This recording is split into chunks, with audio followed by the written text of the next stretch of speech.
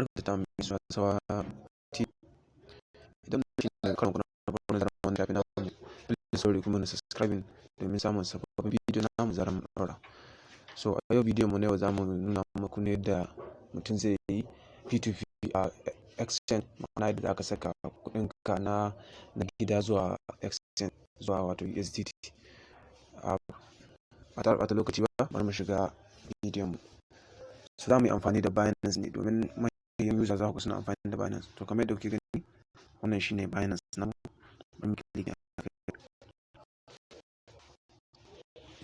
okay, so anan shine cikin gashi nan kun kai yau kasuwa ma da ta ja.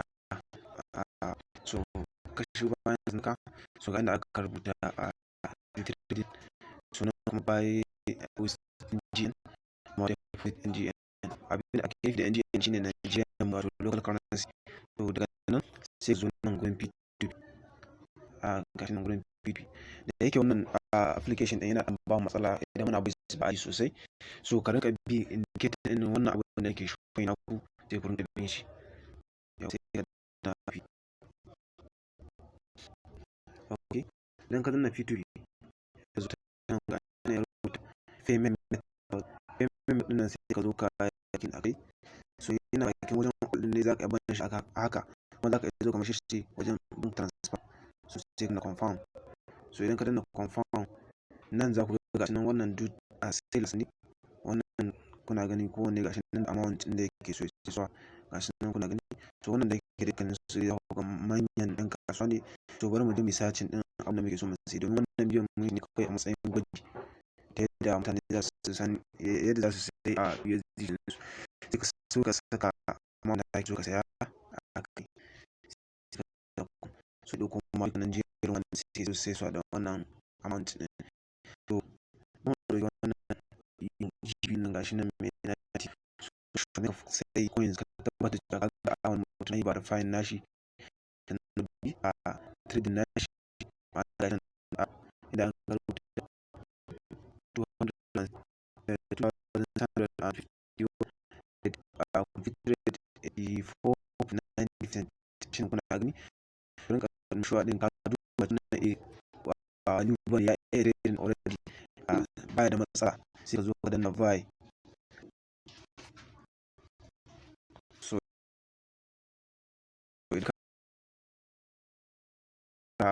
so muna so mu sai ma'ana da muke so mu sa at least. So let me so idan ka danna max zai baka, idan ka danna all zai baka dukkanin abinda wannan seller din yake so ya sai. So muna so mu sai na 15k. Okay, so gashi nan ya bamu 20.20 USDT sai ka danna buy. So idan ka danna buy zai kawo ka nan gurin gashi nan nan shine inda za ka chatting da shi ka rika duba ka ga inda ya drop domin kai kuma yadda yake so. So sai mu zo mu shiga gurin setting. So kaga yace please immediately you decide not to buy again, maybe due to network issue. Help me to cancel the trade. Don't just hold it under delay please. In ka fahimci abin da rubuta kawai sai ka nuna mai da okay, kawai sai ka fita.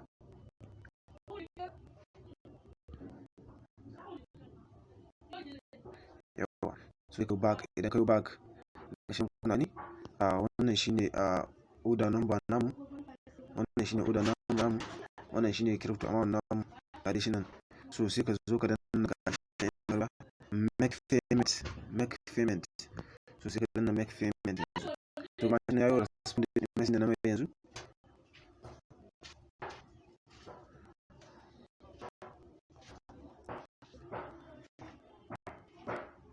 Okay, so da ka kawo wannan gurin sai ka duba gashi nan ya drop din an ba nashi ga bankin ke amfani da shi Fanflay. To sai ka duba information nashi gashi nan Nuruddin Olabisi Lawal. So wannan ma da maybe kila garbe ne gashi nan Nuruddin Olabisi Lawal sai ka copy wannan account nashi wani dama ka rike sunan shi Nuruddin Olasibi lawa. So sai ka zo ka idan ka yi kwafi, to daga nan sai ka fita ka koma can wurin application naka na banki sai ka bari na amfani da kuda ba a ba. So kuma ke da nake amfani da su don zaka maka account in ka amfani da online banks ina amfani da Opay da computer. So zan yi amfani da kuɗi.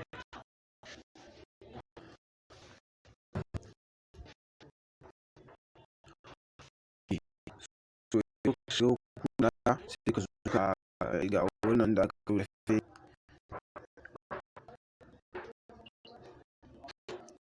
sai ka zo ka yi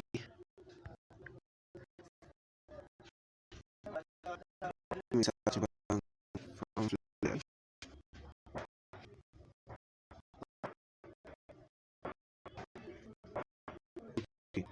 so ga bankin da ke nan shi ne. Okay sai ka wannan kuma account na suke so kun account na shi nan ya fi kun ga shi nan a sun shi a fi Nurdin wala bilawan gashi ko sai ka zo ka danna next. To idan next ka saka amount da kuka da shi aka tura mai shi.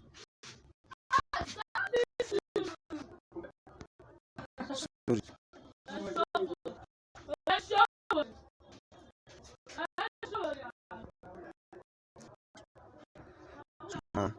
Set. So gashi na rubuta a wannan like transfer small set. So kai za ka iya rubuta abin da daga dama kawai ya wuce wannan ra'ayinka ne. Sai ka zo ka to idan ka tura haka sai ka sa a security na wannan abun naka in fingerprint kuma whatever kake so ya amfani da shi. Okay. To zan ga kuɗi da shi okay sai in zo in danna nan. To idan nayi sai in yi copy din abun nan na wannan order din zan yi share na shi. Idan share na shi a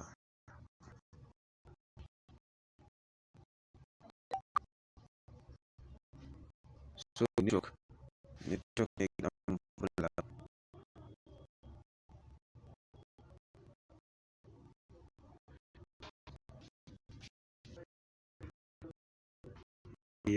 So ka zo ka paska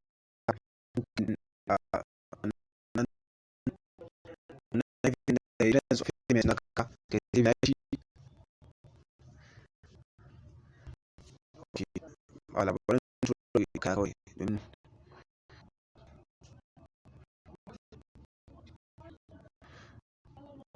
so already na ga na yi send events of payment gashi nan kuna gani.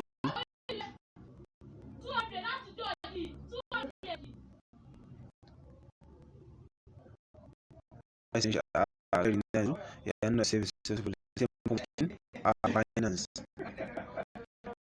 So yanzu da tun binance so ina sunan gurin gashi nan inda aka rubuta transfer no transfer teller aka ka turo din so sai ka yi so idan ka riga kai clicking akai yanzu ka jira shi ya dubo domin yanzu a already binance sun riga sun shiga tsakanin ku wannan USDT da kake suka saya sun riga da sun kulle nashi sun rike wasu za su jira idan yayi confirming zai taba musu cewa shi yayi confirming za su turo to sai ka tsara. Okay to gashi nan already yanzu kun ga USDT din mun riga mun saya gashi nan yanzu a don gashi nan yanzu ga mun sai $20 gashi nan gani so deposit into your account yanzu ga sai gashi nan kun ga to sai ka zo ka na sai ka zo ka mai comment gashi nan kuma wani shi sai su mutum yana binciki wanda yake sa shi ya binciki trade nashi ya binciki trade nashi domin ya ga yadda yanayin da yake trading fast sai mu zo mu danna positive. Idan ka danna positive ka sai ka